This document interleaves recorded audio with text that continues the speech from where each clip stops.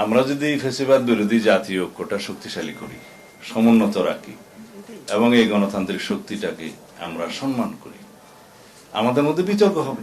কিন্তু আমরা যদি এই গণতান্ত্রিক ঐক্যটা, ফ্যাসিবাদ বিরোধী জাতীয় ঐক্যটাকে সমুন্নত রাখি এবং শক্তিতে পরিণত করি, ইনশাআল্লাহ ভবিষ্যতে বাংলাদেশে ফ্যাসিবাদের কোনো উৎপাত এবং উৎপত্তি দুটোই হবে না। তা আমি এটাকেই মূলত আমাদের চ্যালেঞ্জের প্রধান মনোযোগের জায়গা বলে মনে করি।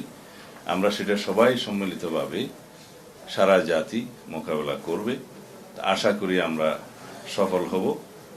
আর সকল রাজনৈতিক দলের কাছে একটা অনুরোধ, যে আমরা যদি একটা অংশগ্রহণমূলক নির্বাচন করতে চাই, ফ্যাসিস্ট গোষ্ঠীর যে রাজনৈতিক দল হিসাবে তার বিচারিক ব্যবস্থা, সেটা যেন আমরা ত্বরান্বিত করার জন্য সবাই উদ্যোগ নেই।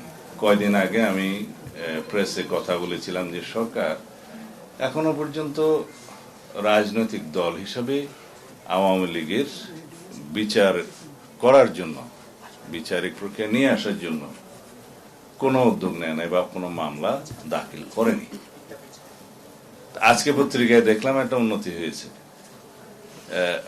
আইসিটি ট্রাইব্যুনালের চিফ প্রসিকিউটর একটা বিবৃতি দিয়েছে বা কোথাও কথা বলেছে যে আওয়ামী লীগের বিরুদ্ধে রাজনৈতিক দল হিসাবে মামলা দায়ের করার বিষয়ে তদন্ত শুরু করবেন। ভালো উদ্যোগ, তবে অনেক বিলম্ব হয়েছে।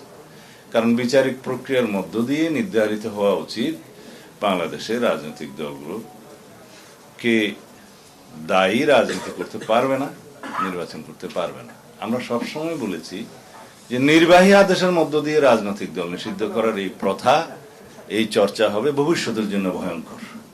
তো সুতরাং আগে জামায়াতে ইসলামের রাজনীতি নিষিদ্ধ করা হয়েছিল নির্বাহী আদেশের মাধ্যমে। বিএনপি প্রথম সবচাইতে